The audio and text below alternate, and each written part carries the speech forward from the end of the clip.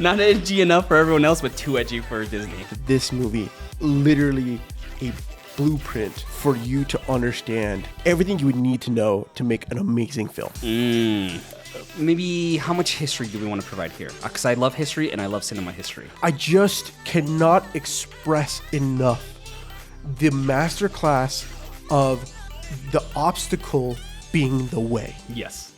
Welcome back, everybody, to another episode of Real Chums. We're chatting about movies, feels like hanging out with friends. I'm your host, Marcel, and with me, as always, is my co-host, Danny.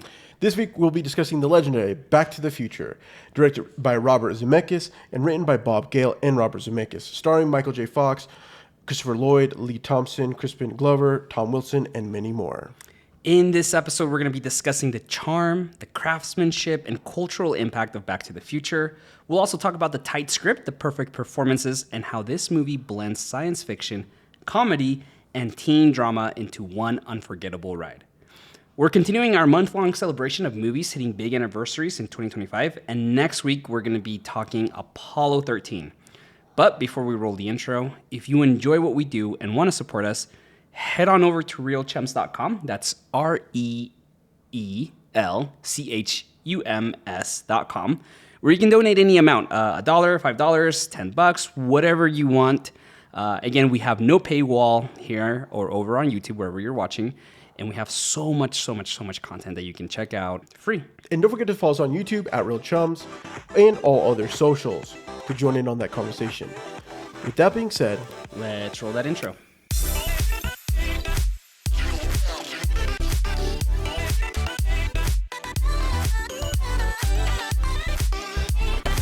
All right, Danny, I've got the question of the day. let's do you want another quiz? Just kidding. Let's take a second though to talk about the fact that you got so much hate, dude, on YouTube. I loved it. I thought it was. I'm like, listen, this is the reason why you have opinions. Okay, yeah. You have opinions because you can either be a sheep or you can not. All right, and I'm just gonna put it out there that I have opinions, and you can like them or you cannot, and that's okay. That's okay. I don't care. I love that one highlight to whatever his name is saying that was dumb. Yeah. And then me instigating by saying, thanks for making it dumber. Yeah. That last question of the day, man. Ooh, but it was great. It was good. People reacted to it. And you know what? At the end of the day, I mean, people have hot opinions. I mean, Christian Bale is, for many people. Yeah, no, of course. Top Batman. And I get it. But was that, what did he get mad about? That you chose someone else over...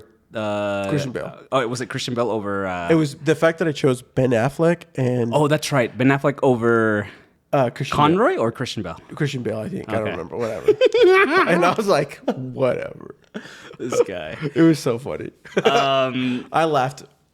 I had a great time. It was funny. I texted you. I'm like, man, these people on YouTube are upset. Okay, here's my question. If you could go back in time to watch... opening night, a premiere of any movie in history, what would it be? I forgot my notebook, but I wrote that. You bringing this up, that was a similar question that I had. Okay.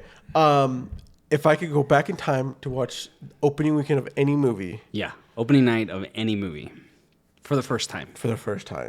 Wow, that's a really hard question. I don't know.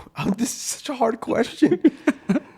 Oh, there's so many movies that are in my mind. I'm like, I mean, this one would be a really great one to go to check out. Sure, yeah. I also, the thought of maybe doing Batman 89 would be an interesting one. The on some of the other sides, I think that revisiting the opening for Interstellar. Oh, okay. I just think like that one was that one was great, and I just think it would be great to relive that. Though also Iron Man, I don't think I went and saw that one opening night, but I would imagine that that was a huge win for Marvel. Yeah, it was like a big win, and from Robert Downey Jr. Of course, yeah. Anyways, lots of great things there. This is quirky. Mean Girls. I feel like. I just feel like quirky. I just feel like that one. I didn't go to. I didn't see that in theaters. But I just feel like that also would have been a vibe. That would have been funny to go revisit. in the perspective as a, going Back to the Future, right? I'm Yeah. trying to like think of like ones that maybe that like just trying to want to relive the moment of being around people who like fall in love with that movie. And that would be one that I think would be really just special. I'm trying to think of like maybe even bigger, like some Titanic. Ooh, Titanic would be good. Yeah, That would actually be a really great one. Yeah. Anyways, what movies you got? I would 100% choose Star Wars, 1977, that Memorial Day weekend, hands down.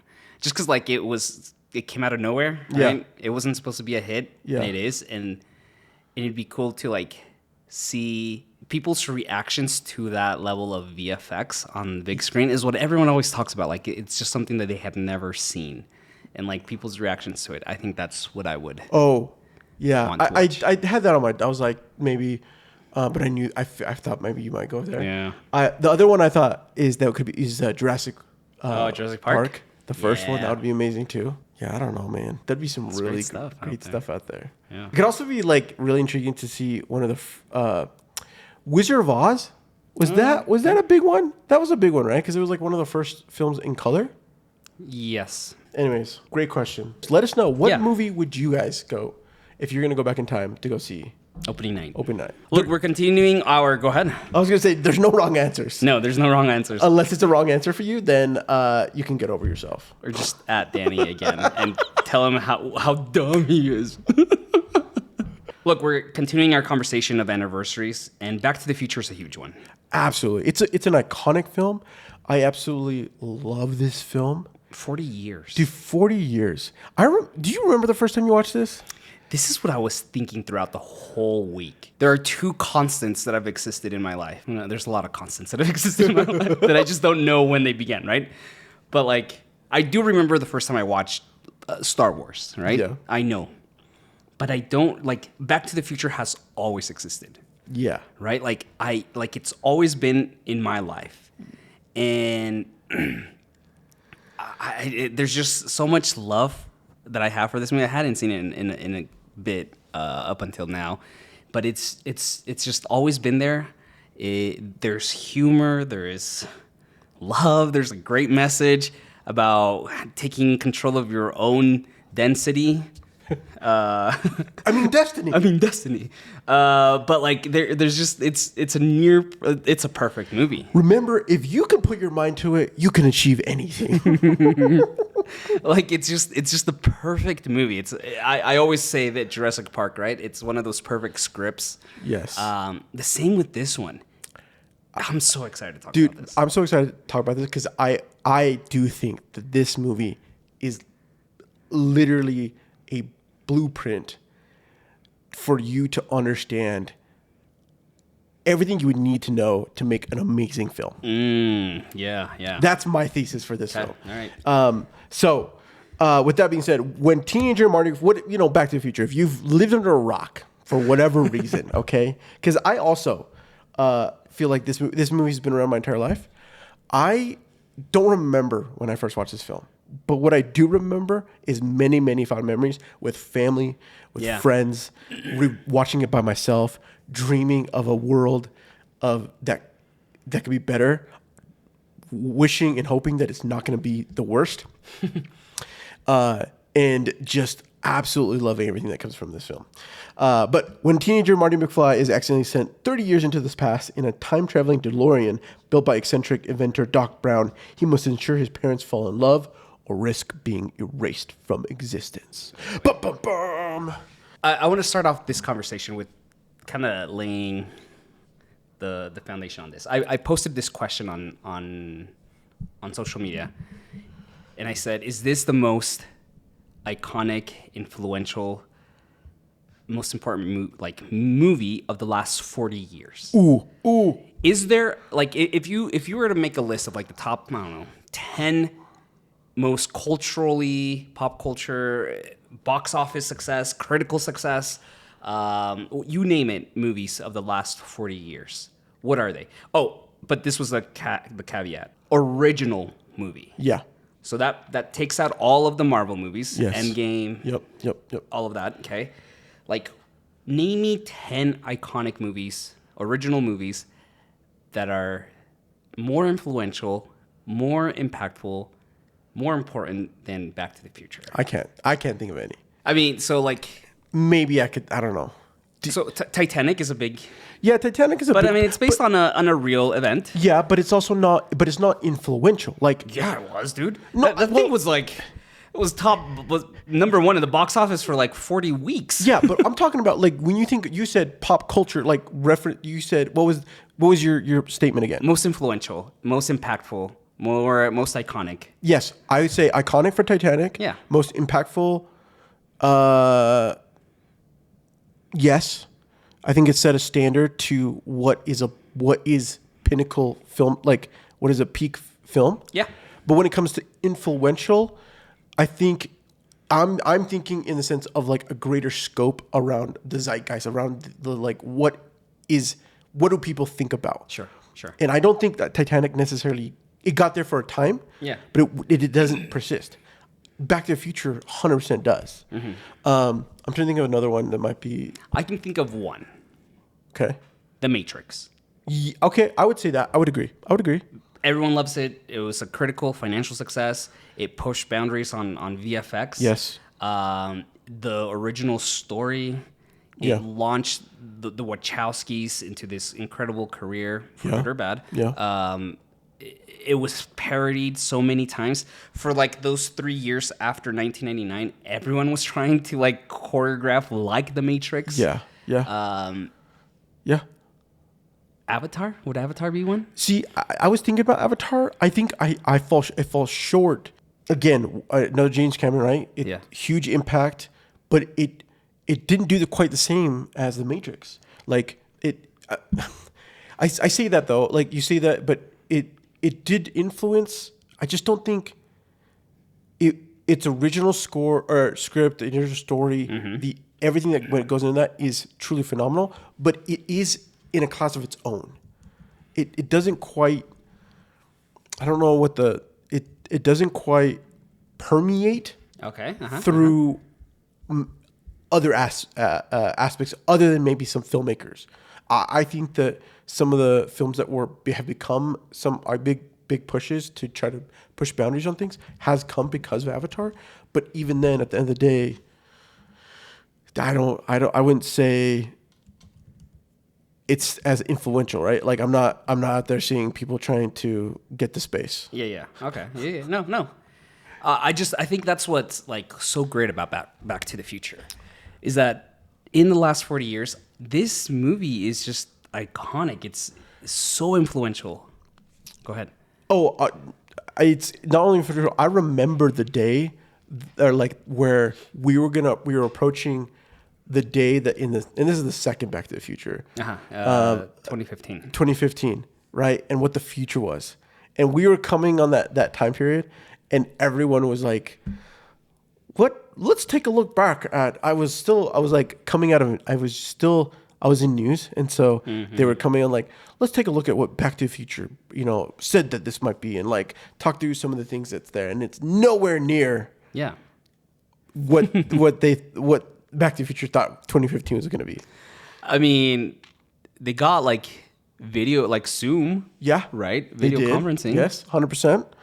Right? They definitely had technology right there, but like some of the things where we'd be advanced to. Yeah.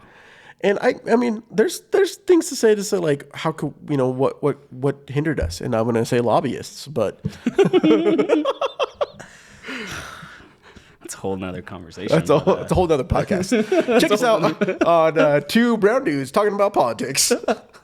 No, this movie, watching this movie again made me realize so many things about why this movie is truly legendary. Yeah.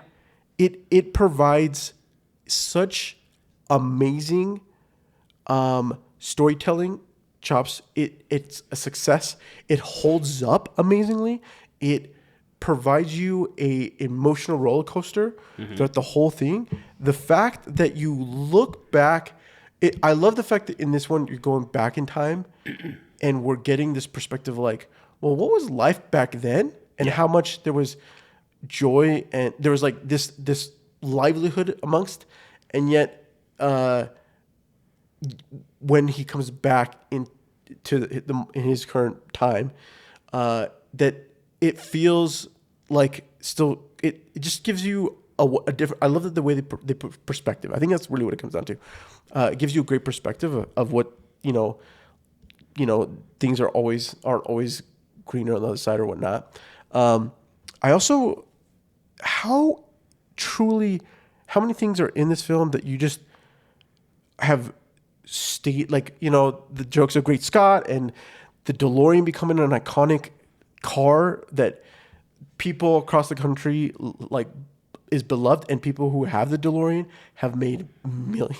Yeah. I remember I was in New York for a work project, and there was a guy who had his DeLorean out, and you couldn't take a picture unless you had to pay, because you had to pay. Yeah. Every Comic-Con across the country, right, has had a DeLorean, and you have to pay like $50 to take a picture with it. Yeah, no, I get it. No, it's true, and I think like there's so much that's iconic in this movie.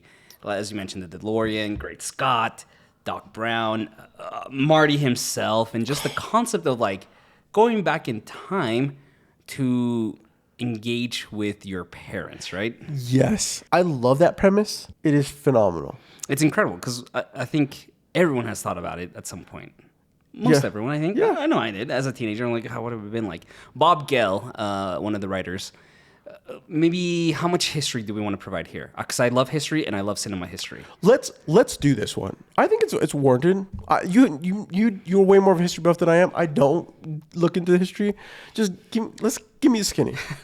Bob Gale got the idea after him and Robert Zemeckis had done the Bobs. Let's call them the Bobs. After they had done used cars, they were doing press tours, and they sent Bob Gale to Missouri, St. Louis, back home to do some press. And there he's at his parents' house, and he comes across his dad's yearbook. And him and his dad went to the same high school. Okay. Just 29 years apart. So almost literally 30 years. Here. 29 years apart, they went to the same high school. And then he realizes that his dad was like student body president. Okay. And he's like, would I have been friends with my dad if I was in high school? Yeah, okay. He's like, I had no idea my dad had been like student body president or senior or whatever his, And so he poses that question. He comes back to Robert Zemeckis and he's like, he tells him what he stumbled across and is now thinking of a story about what it would be like for a kid to go back 30 years before and stumble into his parents. And that's just how it starts. They pitch it to Steven Spielberg, a little even more backstory. These guys are USC grads, okay? They stalk literally Steven Spielberg, and they show him, Robert Zemeckis shows him his student film, okay? And he loves it. And so he gets him on board to do I Want to Hold Your Hand, a bust of a movie. But Steven Spielberg loves these two. So he executive produces again their second movie, Used Cars, which was also a big bomb. But they have in their pocket Back to the Future, at least a rough draft. Yeah. And Steven Spielberg says, let's do it. But they step back and they're like, no, man, because I think we're tarnishing your brand. Like, you're not the problem. We're the problem. That's two movies you have executive produced for us, and they're not doing good. So then, they shop the idea around. They're like, we don't want you to do Back to the Future. We're going to shop it around. They do. No one likes it because at this time, studios want the raunchy sex teen movies, right? Yes. Porky's. The 80s. Yeah. Yes. It's not edgy enough for them, so they take it to Disney. But Disney says this whole scene with the mom kissing Marty, that's too much. Not edgy enough for everyone else, but too edgy for Disney. So they just put it aside, and they shopped this around for like 3-4 years. Zemeckis eventually does. He says to Bob, "Look, I'm gonna go do a movie without Spielberg. Just let me go direct the movie, just so I can keep momentum going, right?" And he does Romancing the Stone. Huge hit. Yeah. Everyone loves it. Yeah. Knocks it out of the park, and now there's enough credit to Zemeckis to get Back to the Future greenlit. He goes back to Spielberg, and he's like, dude, I liked this movie since the beginning. Yeah, I'll executive produce this. Yes. And it's just this incredible journey to get it, and we'll talk a little bit about the casting and everything in a bit, but it's just an incredible journey to get to here, and just the idea of what would it be like? Would I be friends with my dad in high school if we went to high school together? Yeah. And it's just basic premise, and just roll it out from here. Okay, I'm so glad you set the stage because I think I want to do some filmmaking like love to this to not only the script but to the whole every aspect of this filmmaking. Okay, this movie is absolutely clean. It is, and I'm not talking about like the clean of like it's not right. It is clinically. It is. Every shot has purpose. Every scene has purpose. Every line has purpose. You have juxtaposition. You have counter introductions of conflict and resolutions happening at multiple times. Different challenges that are being brought in all the time. From the moment the film starts to the moment it ends, you do not have a wasted second. No. And it is truly just beautiful. To me, this film provides full understanding of why you need obstacles, you need direction, and the only thing that should move forward is because you're trying to overcome said obstacle. Yeah. Right? It is the underlying motive. We here at Real Chumps, if you've been here a long time listener, you know that we love being dropped into movies, not knowing any context. This movie is the epitome of a perfect drop-in. I like that because it does start with this wonderful like intro of just Doc Brown's garage that he lives in and his little invention to feed Einstein. Right? Yes. But Marty comes in, and immediately the whole purpose of this scene is to give us a little bit of context into who Doc Brown is, right? It tells us about the fire. He lost all of his fortune, blah, blah, blah, blah. Unlike the newspaper clippings on the wall. And then we learn that... there's been a heist for your plutonium. Yep. Okay? And then we learn that Marty loves guitar, right? Yes. That's what we need. We know he's a teenager. He's cool. Because he skateboards. Every cool kid in the 80s skateboards. I just think of Donald Glover as, I like to skateboard. He plays guitar. Okay. We know that there's a call. There's going to be a setup. There's a setup. Yes. And there's going to be a payoff of him meeting Doc Brown. Correct. Okay. And he's late for school. Yes. Okay. Obstacle. Okay. He's late for school. There's also an immediate obstacle where is Doc Brown? Yeah. Who is Doc Brown? Who is Doc Brown and where is he? Yeah. Right? He comes in, we don't get any, we're just showcasing aesthetics. As on a filmmaking standpoint, we don't need to see people.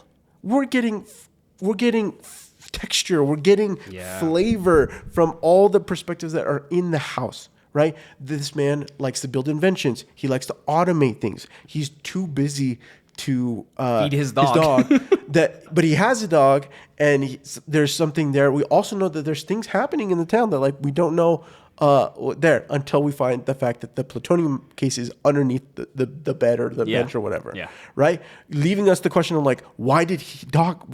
who is this individual? Where is he at? And why does he have the plutonium? Yeah. Then the fact that we are then brought into a classic teenage film. He comes in, he skateboards to school. Every kid in entire America, without a doubt, has wished they could just grab onto a car on a skateboard. Michael J. Fox had to do a public service announcement about this. I'm sure he did. And I'm a little sad that we are not doing, I read, I'm glad that we have, motorized skateboards now, and we have all this because it is truly just one of those things. In fact, we watched Jumanji with my kids recently, and both of those have a time travel, like Sure. like The time time jump. passage, Yeah, time yeah. jump stuff like that. And I am no this film and that film both have so many kids out and about by themselves, just doing their thing. Yeah. I am shook. Honestly, it kind of shook me to the fact that, like, what am I doing? I'm like, I'm gonna tell my kid, go to 7-Eleven by yourself. Go to 7-Eleven. You can figure it out. I'm like, we're gonna map it out. You have GPS. You have a phone. You can call me. It's gonna be fine. Go. Be free, child. Yeah. But that's this film. And then you get transported to the to classic. Just any. It doesn't matter that they're in what decade they're in. Yeah. Every high school has this feel. A grumpy teacher, friends, a girlfriend, the like all of these, just, him being late, gonna be running, like all aspects of that is a wonderful Yeah, getting us acquainted and a similarity. grounding. Yes, that's what it is. Right? We've all been in that situation. We've all understand the dynamics of high school, the dynamics of wanting to have our girlfriend, to impress her, or whatever it is, or having a goal. His is to perform at the school Yes. dance, right? And being rejected, Yes. right? I don't know if I can handle the kind of rejection. I love that. Like, no, I love this. I love that we are not. He doesn't. He's not about, Michael J. Fox as Marty McFly. Fly. He's looking great. Yeah. Right. He's a good-looking kid. Has a great girl, but he just isn't the fit. I love the scene of him training guitar and just like teachers just chilling. Nothing. No love. Too darn loud. That's Huey Lewis. Yeah. No, it's just great because it's paced so perfectly. And something that I always loved about this movie, and I think this was like my first introduction of like, I know I saw this before I saw Star Wars, right? Yeah, me too. This movie did something that like made me fall in love with movies. It's a concept of like setups and payoffs, right? Yes. And there's going to be things that in this movie inadvertently get paid off in the second and the third movie, right? Yes. But there's so much that gets set up here, and we constantly have these payoffs.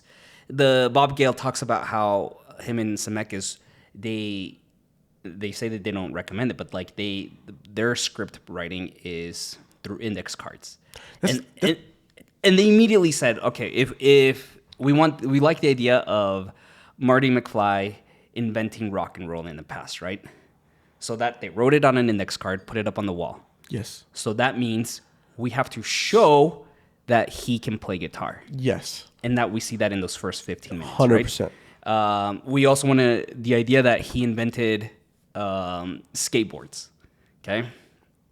We have to show that he knows how to ride a skateboard and is good at it, right? Yes. So it's like these little setups that they want, or these payoffs they want. So they go back to these setups and they just attach it on the wall to the setup to the payoff. And then they just continue to like build out the story throughout that. I've heard that's actually a method of doing script writing and script, and I actually think that's it's a great way of doing it, because you're visually building your timeline. So instead of having to do your full like storyboard, your beats of the moments that you have throughout your film, and I think that it does huge lifts because you don't have to have the full script like written. You can have the beats that you're trying to accomplish, the moments or things that you want to have for payoffs or setups, and then you have to figure out the other half of that. And it's even something as simple as like Uncle whatever didn't pass parole, right? Correct. So then in the past, look, hey Uncle, you better get used to the parole. or the fact that like this used to be this used to be farmlands for as long as I can see. Come back, he's in farmlands. It's not built yet. Yeah. Right? The fact that there's going to be expansion in that perspective, right? And it's great because they use it as a form to, obviously, as we were saying, to set up and pay off later. But it's also giving us context to the world building. Yes. And it's also giving us character development. We learn how Lorraine and George meet, right? And that's giving us character understanding of who they are. Yes. Context, but it's also a setup to a payoff we're gonna get later when he pushes him off the road, Oh, right? I love this. This is exactly what I'm.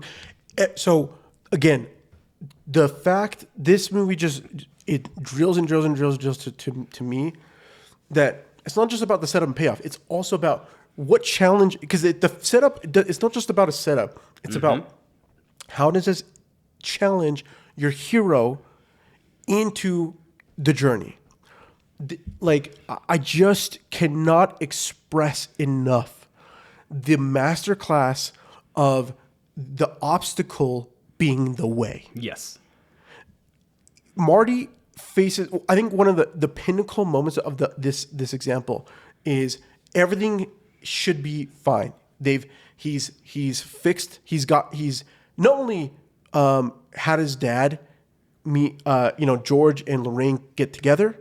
He's improved. He's unfortunately and fortunately has allowed his dad to become a man and take ownership of his own life by decking Biff in the face after being too touchy with Lorraine, right?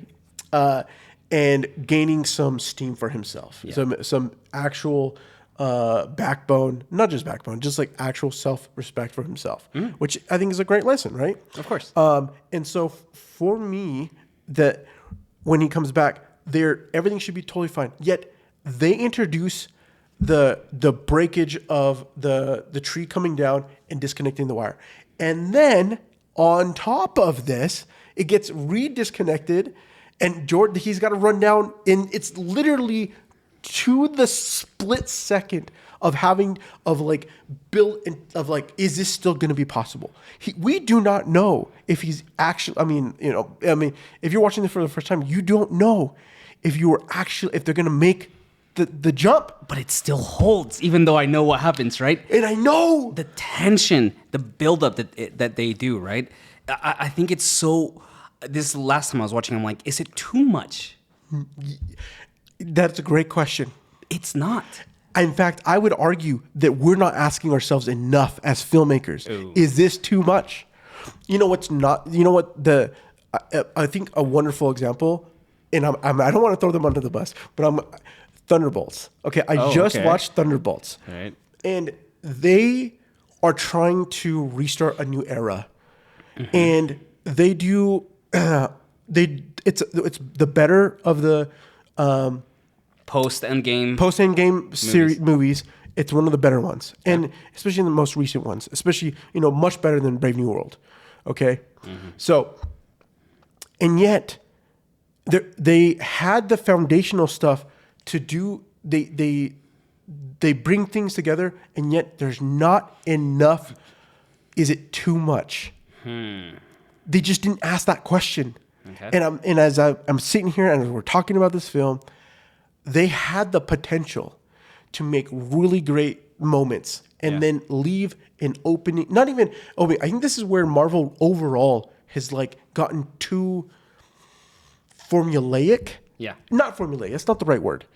Too predictable? Maybe. Okay. Right? Because here's the thing. It's even though the fact that we know that Marty is going to be the hero, right?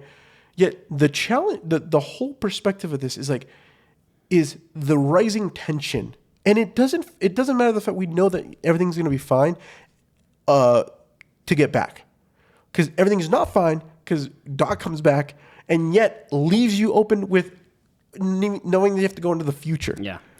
Right, giving the actual name of the movie, even though you went to the past in the first one. Right, just come in. So good. Chef's kiss. But what I'm saying is, when you think about this as a filmmaker, we need to be asking, is this too much in building tension?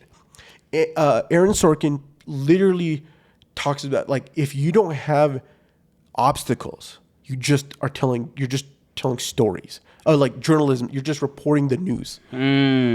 Okay? Yeah. That is the pinnacle thing that we're trying to do. Yes, we have a big, in Thunderbolt, we have the big superhero baddie that we're trying to accomplish and blah, blah, blah.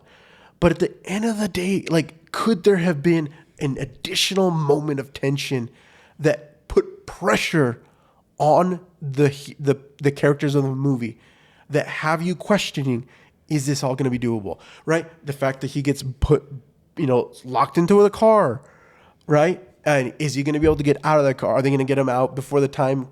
He's got the time ticking. So many elements that give you these little markers for rising tension. That's what it is, right? We know there's an overall, we're on, and you know me, I love a good movie that sets a timeline, right? Yes, of course. A Yeah, deadline, right? And he starts, in a week from now, we have the lightning strike. Yes. But even that last act which starts so perfectly, right? It starts with them getting ready for the night in the plaza area. Yes. And it's just, we know he has to be back by whatever, 10 p.m., whatever time it was. And it's just, will he make it? Even during the moment where he's playing for the school, right? Is George going to let this random guy dance with Lorraine? Are they going to kiss? Oh. Right? It's these moments where, like you said, it starts out with, is George going to make it? First, is George going to make it out to see Marty, right? He heads out there, but then it turns out it's Biff. Yes. Okay? And then Marty gets locked in the car. Then we have this whole, George comes out and engages with Biff. And he walks away, but then he puts his fist up and smacks him, right? And it's just this constant like thread of building this tension like you talk about, right? And it all builds on top of each other. We know you as a script did an incredible job at telling us what we need to get to 40 minutes ago, right? And now we're getting to this crunch time, but yet you add these little moments. And it's not just one moment or two, it's constant moments. And that's why I kept asking myself, like, is it too much? It's not, because it complements itself. Yeah. It supports the previous conflict, and it only builds on top of each other. Yeah, absolutely. Yes, absolutely. This is the thing where I think we have been let down by some of a lot of film studios, that they have not built moments for us to build rising tension of conflict. And it doesn't, and I'm not here to say that every film needs to have it like back to back like this. What I am saying is you're gonna do it, lock in on the cadence that you're gonna build it, and let it be a piece of music. Give yourself multiple rising points and give other moments where like it's a slow burn, right? I think of Severance. Severance is another wonderful. There's a lot of these rising moments of like buildups and payoffs that even so have so many open loops that you're like, well, we still don't know X, Y, Z or whatever, and it leaves you slightly anxious about. It could be anxious. It could be excited. It could also be like, the moment you have a conversation about something, that's when you know you're hitting the right spot. Yeah. There's obviously a finesse, but to me, this film is a masterclass in. The fact that the lines throughout this entire film is either it's providing context, it's providing information. Doc, are you telling me you built the time machine out of a DeLorean? Oh, freaking love this movie so much. It's funny. It gives us context. It informs us, right? Yes. And it's pushing us forward. Yes. Don't tell me anything. Don't tell me anything. I can't know anything, right? Like the fact that, he there's a need, a challenge to want to tell him, you're going to die. Yeah.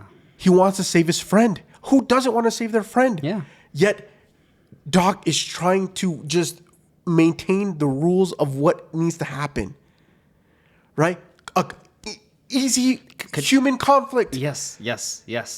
Which again, I probably would have written this first act as we sent him off into the past by accident, right? Yes. Like I would have just been like, oh, he gets in there and he accidentally hits something and he's back in time, right? But by showing us that he gets shot, he dies, and now he has to jump in the car and try to outmaneuver these Mexican Lebanese terrorists. that to this day is still one of the That's the worst part of this movie. But doesn't I hold. love it. I love it so much. I just love the fact that like they found me, and this incident that we set up at the very beginning that has full understanding that we're like, why did he? I actually what I wrote down in my book, what was the heist movie for? Oh yeah, The plutonium. What's the prequel to this? No, he agreed to build a bomb for them. I know, but I know that he agreed to build a bomb. Yeah. But at the end of the day, that movie would be freaking hilarious. You literally end on them finding out that the plutonium's not there, and then you get back to the future. What did he say he filled it with? I can't remember. But yeah. So, anyways, but it's great, and even like in the original script, the movie started with Marty McFly in school. In a history class, learning about how just a couple 100 miles from here, they were testing nuclear bombs back in the 50s. Okay, because the third act originally was them driving out to the desert and using a nuclear bomb to push him back. So again, it's just even from the beginning, this idea of how are we gonna do? What's our payoff? The payoff, the big third act was going to be, a nuclear test site. How do we set that up, starting from the beginning? And that's how the movie originally started, right? And I just love that. I think it's too often as script writers, we think of here's our third act, here's where we want to get to. I haven't thought about anything, and that's fine. Yeah, 100%. But we get meddled, or we lose the how we set that up to get to that last act, and it translates into movies as being rushed, as being half-assed. Like it's just like it just doesn't quite get there. Brave New World. 100%. Yeah. This is what happened. Literally, we're gonna have the Red Hulk face Sam Wilson, Captain America. Mm-hmm. Who cares about whatever happens before then? Right. Let's just throw in some political drama. Let's throw in Celestials. Let's throw in Adamantium. Blah, blah, blah. What stakes are there? And that's unfortunate that movie most likely was pitched as Red Hulk versus Captain America. That'll sell toys. That'll get people coming, right? And it's just like, okay, but like, are we taking the time to build that up? What's the setups to give me that payoff? And as we've talked about, it wasn't there. Here we see that, and it's just so smart. It's a beautiful craft that they did with the script, and it's again paced perfectly. The first act ends with him going into the past. The second act ends with him talking to George and going over the plan of here's what we're going. They're in the backyard, yes, drying out the clothes. Here's the plan. It ends. Third act begins. Yes, it is just structured so perfectly. I think this last time I just came to like the VFX. Everything's incredible. Okay. But it's just script. It is just the filmmaking, the story. I think this watch has solidified this movie as my top movie of all time. Of all time. Of all time. You heard it here, folks. Dang. There's just enough VFX for what you need. Yeah. Right? When we look at the perspective, the script is just beginning to end wonderful. The cherry on top is the performances. And like with, you get the performance, the direction, and the edit, the how it all comes together.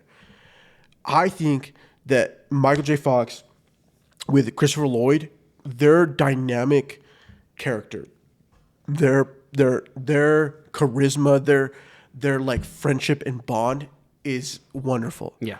But I think the juxtaposition of George McFly's story of having Marty be his son, and yet we have George push over, no spine, is literally having to fix all of this man's and not only that, but like Thomas Wilson's character as Biff, truly just going full throttle on the dick dude.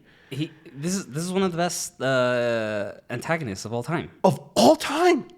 Of all time. And I think part of this is that there's this level of realism of that there are people out there who have never left this era of peak. No, they peaked in high school and they just haven't. Is that what you're saying? Yeah, just like they just or just even like whatever this era of like they felt like they were the king on top. Yeah, and that person is the only way you could be for the rest of your life. Okay. Yeah. That there is no changing, there's no growth, there's none of that. Yeah. It is strictly this perspective Yeah. of like growing older and trying to maintain this level of respect or whatever, which results in people staying in the same location, not changing, living in the same home, same neighborhood, dealing with the same people over and over again. I like this, and I think this is a great segue to one of my favorite notes this time. Leah Thompson as Lorraine. Oh my God. Jeez, man. She truly is the glue. She's the linchpin in my opinion. Yeah. There's so much. We'll talk about the what ifs, especially for this movie, because there's a lot here. But like, she really is the glue that keeps it all together. Yes. Her performance as Lorraine as a mom in that dinner scene. Yes. As she's talking about how she met George, how they kissed for the first time at the dance, the dance under the whatever it's called. Fish under the sea, mom. But enchantment under the sea. Yeah. And she does this beautiful monologue as she's talking about how they kissed, and she says, and I knew at that moment that I would spend the rest of my life with him. But she says it, there's this endearment, there is this pain, not so much regret. No. Because I believe she loves George. Yes, 100%. There's, right? That attraction that she has, and Doc Brown explains the Bob Nightingale. Nightingale? The Nightingale effect. Yeah. It's real, and she loves George. But when she says that, there's this remorse, there's this pain, there's this conflict within her, and the camera cuts to George's. Right? That laugh is so great. Juxtaposition her sincerity. Yes. And yet this laugh that completely is the most fake laugh. I don't think it's fake. That is how George laughs. I know, but like this, I don't know what just the juxtaposition of feelings. Yes. Even though he's feeling love, excitement. Our feeling as the audience, we have the juxtaposition of feelings. Yeah. To her, she finds that endearing. Yes. To us, we're Yes. like, what the hell? Yeah. And I think that this was my biggest takeaway this time watching it. I think before, when I'd seen that scene, I had interpreted it as her being annoyed or frustrated. It's not that. There is love that she has for George. Yeah. And as we come to later know, that George or that love defies all time, right? No matter what, they have to end up together. And in the original quote unquote timeline was through this Nightingale effect. In the new timeline is him manning up and gaining that confidence, that assurance, and her now falling in love with someone that fights for her. And for himself. That now there's additional attraction to him. Yes. And I just think Leah Thompson is just so freaking good here. She truly phenomenal. To even perform that with that much like prosthetic work and makeup on her. Yes. Is just incredible. And then not only that, but then having her not only her performance as young Lorraine, right? And her and Marty having to navigate this super awkward moment of his mom trying to get with him. Why do I have pants on? Where are my pants? Can I see here?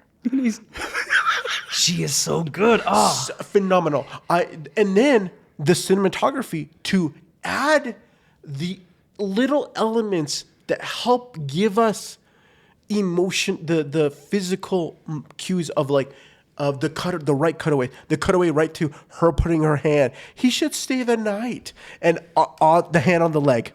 Yes. Did you write a note about this? No. Keep going. You have another. So I have another note. for me, and then on top of that, but Lorraine, her performance when she's like, she's like, well, I think we should park. Oh, I've parked. And then kissing Marty and both of them, right? Michael and Leah having the moment of like, what was that? Yes. Yeah. It's just phenomenal. It is. And I think on top of that, Biff's, Thomas as Biff, he also adds, I think she's the salt and he adds the pepper. Right? Yeah. I think that because of his overall like commitment to this specific role and them and the Bobs understanding, dialing in exactly what they want it to feel like and have, really, and casting, right? And this comes down to the fact of casting and whatnot is how well they play to each other. Yeah. Which then gives the benefit for Crispin, George, to bring that transformation. Yeah. Because Michael's not the transformation here, right? And I think this is one of those things where like the hero of our story yet is not the main growth here. Right. The person who has the greatest growth is George. Yeah. Right? This is his story. Yes. This is his son going back and trying to help his dad find that confidence, that assurance, just owning what he wants to go after or whatever it is, right? And that changes everything because, again, going back to Lorraine's interactions with George in the first act versus the last act, there's romance. Oh. There is love. There's flirtation going on, right? Yes. There's a little butt smacking, right? And it's just because of how he has gained this confidence and this assurance within himself. And just again, going back to Crispin's performance in that, now he's standing up straighter. Yes. Right. He has this great job on the costume design, but like broad shoulders and whatnot, right? Yeah, and his engagement with Lorraine, with the kids, etc. It's just great, and I love seeing that because it is his story, right? And this goes on to like create a little bit of a friction for the sequels, because Crispin didn't come back for those because he wanted more money and whatnot, and he was a pain to work with. He's like the Jared Leto of his time. I was gonna say Edward Norton. Edward Norton, Jared Leto, Joaquin Phoenix. He went a little too method acting here. Yeah. But it's just incredible what he this story, this growth that we see for George. No, I was just gonna talk. You talked about the cinematography. This is Dean Cundey, one of my favorite cinematographers for Jurassic Park, Apollo 13, which we're gonna talk about next week.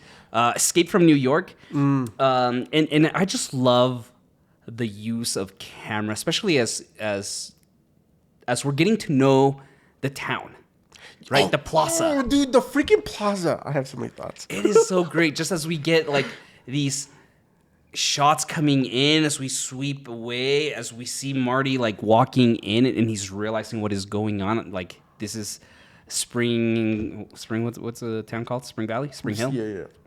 Whatever. Spring something. In different times, and it's just the use of the camera here in non-action moments is just really, it's telling a story, and that's what true cinematography should do. Dude, I just cannot express. There's so many times when drones. I feel like the access to drones gave so much access to filmmakers to be able to get shots that they couldn't get. Yeah.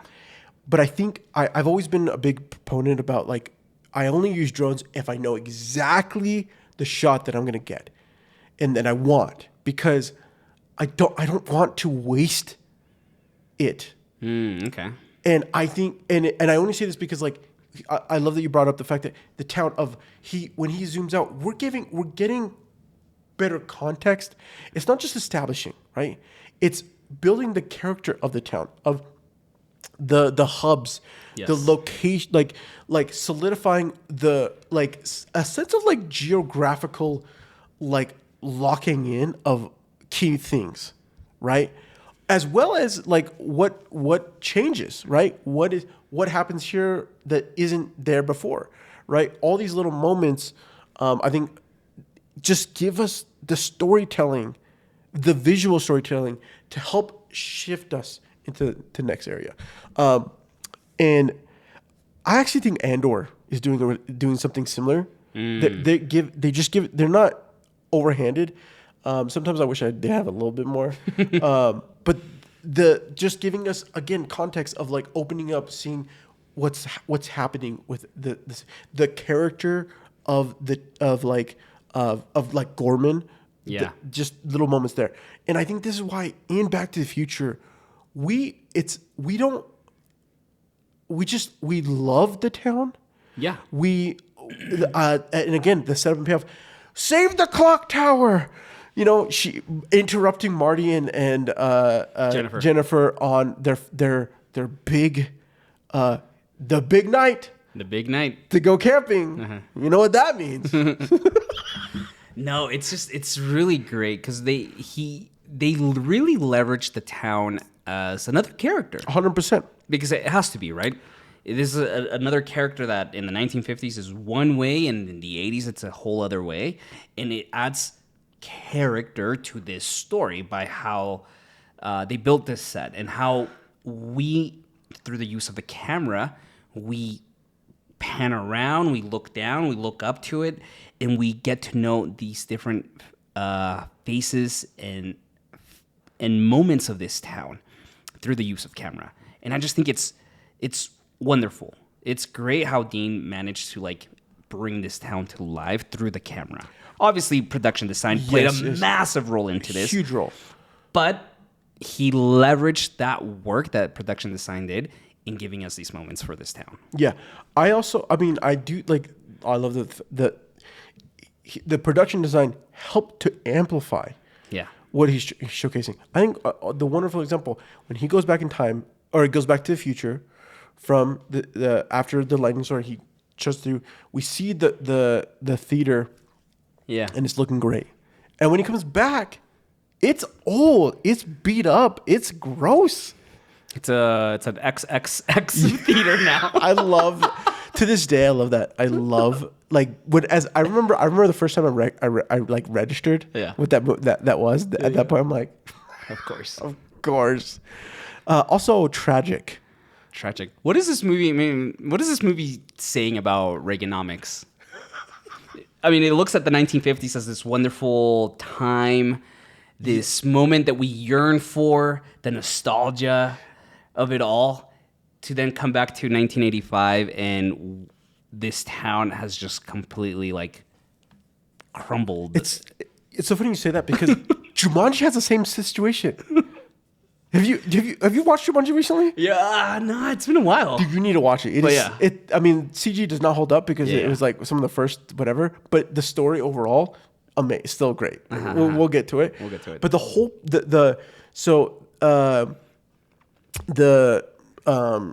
what's his name's oh my gosh, I just spaced his Robin name. Williams? Robin Williams' character is a kid. His dad, he's a parish, and they'll have the shoe factory, and it's like bumping or whatever.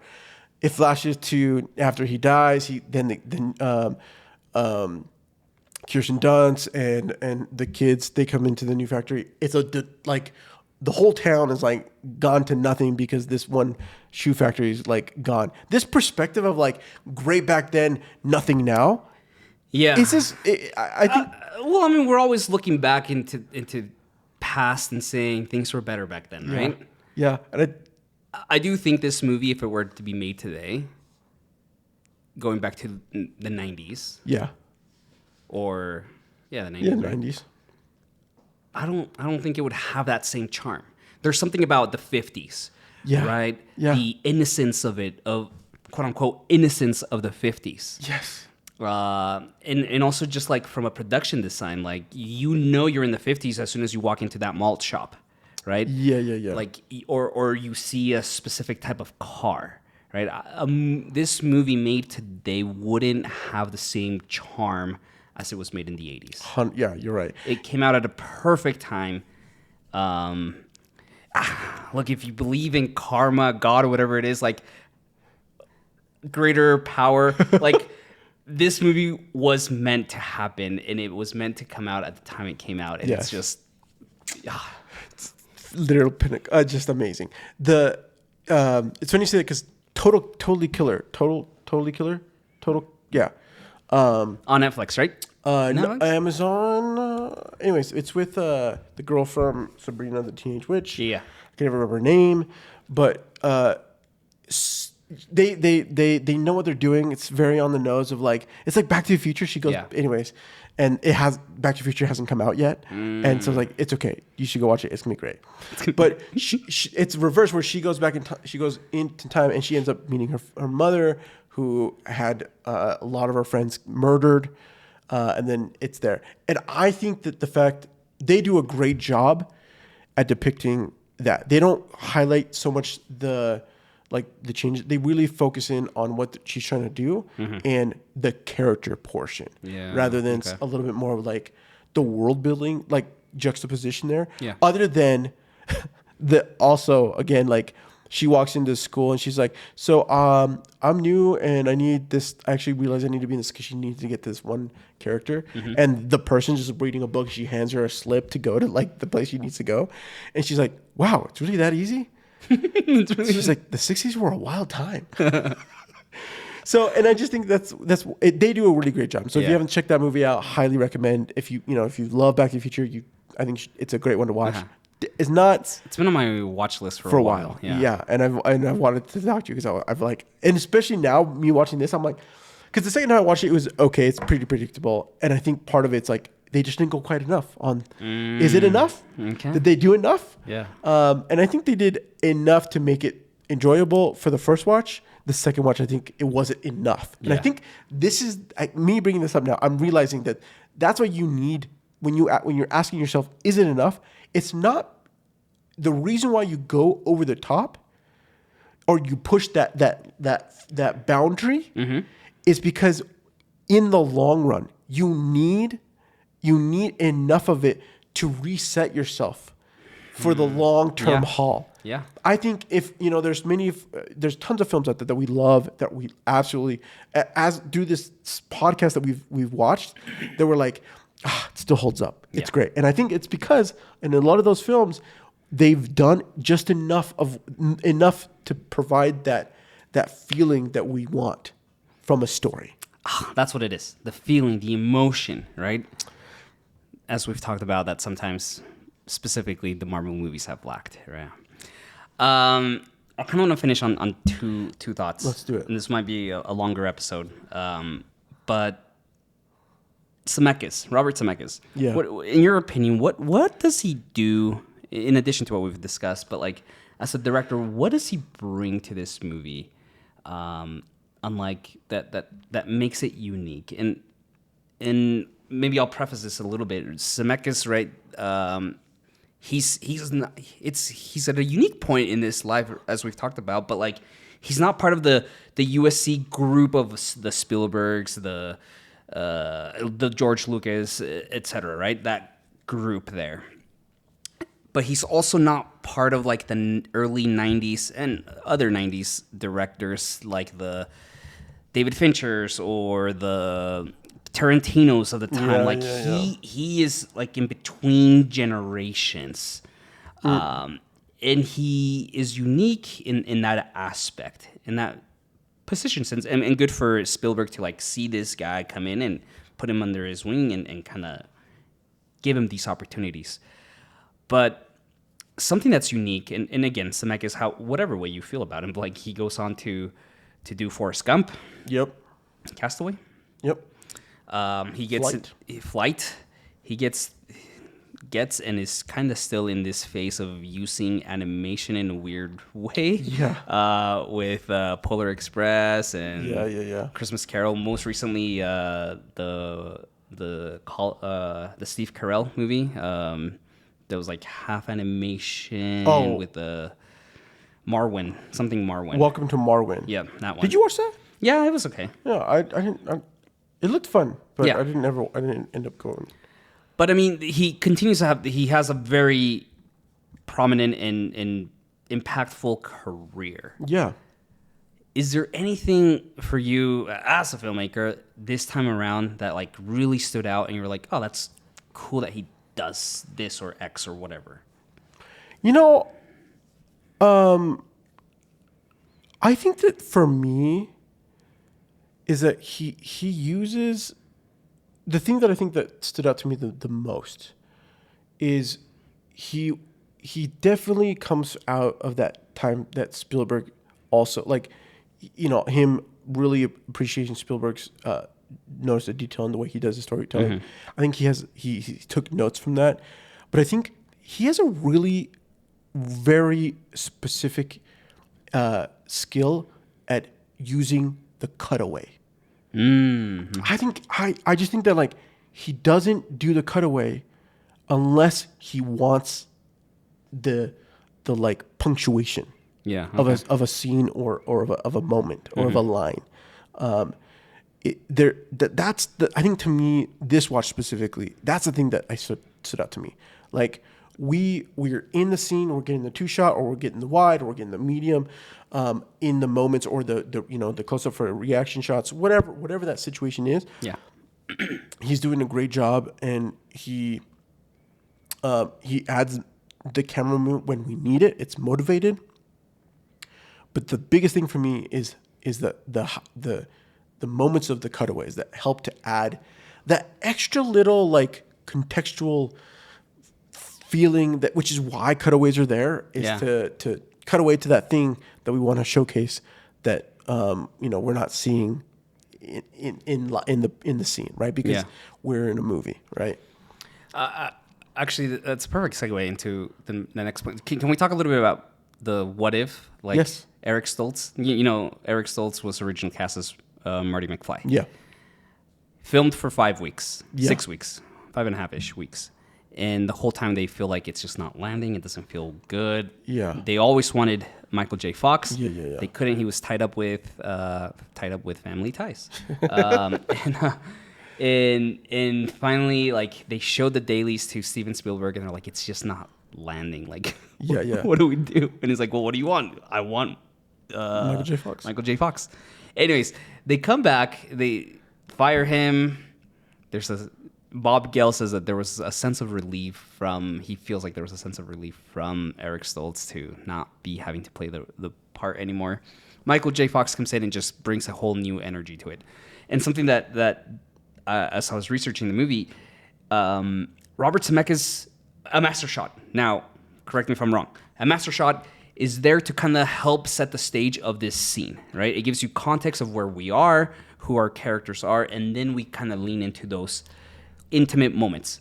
Elaborate, please. Yeah, okay, so master shots are often play out, it's kind of like the play out for a play. So what you're going to do, it's often going to be the wide shot or a medium shot, depending on like the scene. Let's take probably a great example would actually be like the dinner scene, after, or even any scene once he gets hit by the car, Yes, and he's in the house, right? Yeah. In the first master shot for when he wakes up in the bed, they're just in the room. The master shot is going to be the wide. It gives me context of where we are at, right? 100%, and they're going to play out the whole scene. Yes. So what will often happen is they'll play it out, or for as long as they need to, and then they'll take the role. The moment that the master shot is done, then as a director, you're going to want to. Then what they end up doing is they say, okay, I already know that I want to do a close-up of a single shot of Lorraine, and I want a single shot of Michael. And we're going to take those, and let's go from there. Then I want to do a tighter shot of, oh, Marty, I just want to get a nice little reaction shot. And then finally, maybe at the end of the day, you're thinking through and you've seen how everything's played out. And maybe you wrote in your notes, let's do a cutaway of his pants or something like that. Mm-hmm. And then in the moment you think, I want a close up of this, yes, right? Yes. And that's what you're going to do, right? And because a lot of time, because filmmaking is a rewrite in every aspect of the phrase. Right. You write the script and you rewrite the script to make it better. And once you've locked in your script, you give it to the director. And then as you're building the set, maybe you're like, oh, this isn't working. You might have to rewrite the script to make it fit a little bit better. The moment you start, everything's locked in. Okay, now it's production time. You're in production and you're doing your master script. There might need to be a rewrite because you know what? I actually don't want this necessarily rewrite in maybe the words, but a rewrite in the visual film of like, okay, wait, I actually want to go to here, right? And that's the part of why filmmaking is truly one of the most beautiful crafts that you can have. Yes, definitely. So that is the master shot, right? You should, if you're good, this is part of one of the reasons why I think this is just a masterclass in a blueprint for filmmaking. And it's because they do I imagine that they did just a really amazing, great shot of this is the scene and this is the fallback if something goes wrong. Well, that's what happened, right? Because Michael J. Fox they came to an agreement that, okay, fine, you can do Back to the Future. But he's working from 10 to 5 on Family Ties. Yes. They would come and pick him up at the studio. Yeah. On a custom-made bandwagon, okay? And like they laid out a bed for him. He would sleep from one set to the next. And then they would film from like 7 till about 5 in the morning, Back to the Future. Yeah. And the idea was that he would use these master shots, but a lot of time because they had to keep filming, they could only use Michael J. Fox at night. Yeah. So the idea was the master shots, throw in a body double in there, okay? And once Michael J. comes in, we just need to do all of our other shots, right? Yes. So a lot of times when you see, going back to the dinner scene that you mentioned, yes. right, after he wakes up, we have the master shot of them in the dinner. That's a double. Yeah. Okay, and then once Michael came in, it's just let's keep things organized. And apparently, this became it was challenging for the editors to know like what's what. Which take you need to be doing To the point where Zemeckis had to step in and be like, no, I got this. And I think that's just like he had it mapped out in his head and was able to track who's who and what's what and help step in and be like, okay, here's how we're going to stitch this up together, right? I will say, though, as a shooter editor, I truly resonate with this fact of like there is something to be said about people who are shooter editors. And I always tell people, when I have new filmmakers and new creators who come to me and say like, what's something, I'm like, you need to shoot and you need to edit. Mm-hmm. And the reason for that is because you learn on both ends aspects that help each other. But one of the benefits of shooting and then going into the edit room is that you have this mental log. Yep. There's this mental, this like Rolodex of the things that you did, the shot that you did. It was a shot after take X number, so we can go to it automatically. And obviously, in productions nowadays, we have what's called like production, not coordinator. They're script coordinator or something. But essentially, anytime there's a new take, it's like logged now. They log it, and then you can sync it with your dailies. That then provides a lot of the script notes that have been added to the takes and to the things from the director's end. That all then gets added to those notes, so that when they get shipped off to the post production house, they have the dailies logs with the pairing. So they can look at the notes or search the notes and get to those things faster. Yeah. See, I feel like that ability that he had there just positions him to be able to eventually do Forrest Gump, a few years later. Especially because that movie required so much editing and putting in real life shots of like John F. Kennedy and like splicing what's his face, Tom Hanks into it, and for him to like track of who's what, where's where, and whatnot. I think like this was just like a perfect testing ground for him to really master that in later on. Even in the other Back to the Futures where Marty McFly, there's two Michael J. Fox in one frame, right? And whatnot. So I think it's just great for him to have learned this skill set here out of necessity because he couldn't have access to Michael J. Fox. I mean that when you're challenged, you come up with you come up with solutions. I will also say that their way of writing, the use of the cue cards of index carding and like rearranging, you're doing a mental edit. Yeah, and I think that also amplifies to the benefit of this film. Right? They've not only written it, they've already edited the break, kind of like where they're going to be they're doing like a written edit of things. Yes. Right? I again really highly recommend. There's like script note. There's a couple applications that if you're going to do script writing that have this sort of feature where you have the like cue card, note card style. A lot of the writers, I can never remember names because I'm terrible at that. They actually swear by the actual index carding or even sticky notes. There's a great, this method of writing of thing actually benefits to today's storytelling.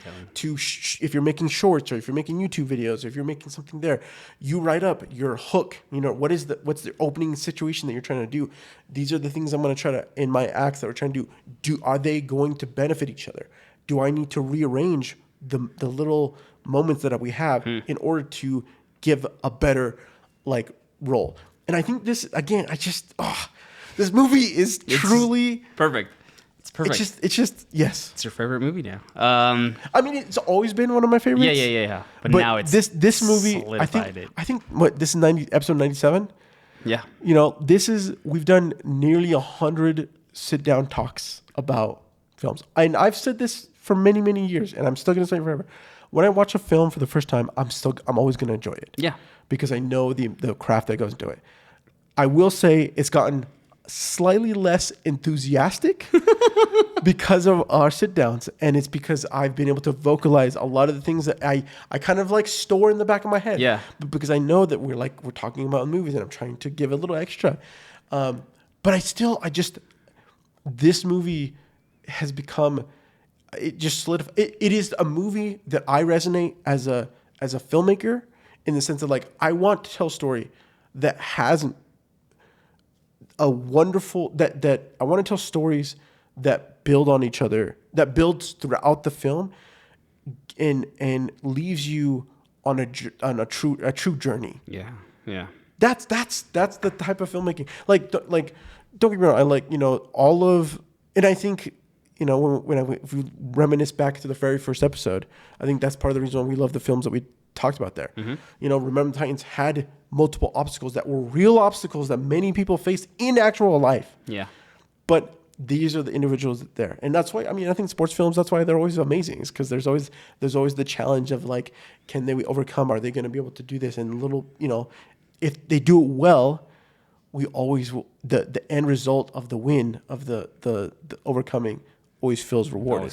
I think when you come to dramas and you come to these fantasy and fiction and superhero films and whatever, it can get lost because of the additional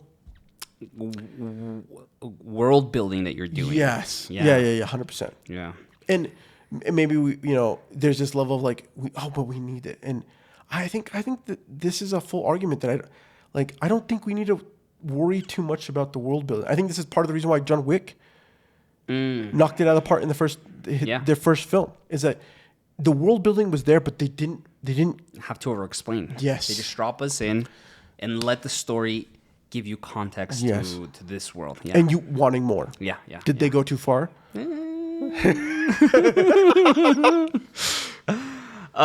Lastly, I just want to touch for our listeners that don't know about the whole Eric Stoltz that we just kind of discussed, right? They did the table read. Okay, Bobby L tells this story. They did the table read, and they finish, close it, and Eric Stoltz says, "Oh wow, that's sad. How unfortunate." And Bobby Gale says, like, this was the first red flag. we should have known this was not going to work with Eric Stoltz. and they say, and he's like, well, why? He's like, because he just came back to a timeline, to a reality that he has no idea, has no concept of, and he has lived a life that no one else remembers. And Bob Gale and Zemeckis look at each other like, no, this is a comedy. Like, you're overanalyzing this, okay? Yes. And that's what ended up happening, right? And then you can go online on YouTube and see the comparison performances. It was released, a lot of it, for the 30th anniversary. In tasteful behavior, Universal has released footage, but never actual, like... perform the actual, like, takes or whatever, or the act, of it all. So you can see, like, 5-second footage, 10-second footage of it, but never hear Eric Stoltz perform. Yeah. But, like, you see it, and it's very dramatic. He approached this as a drama, as a tragedy.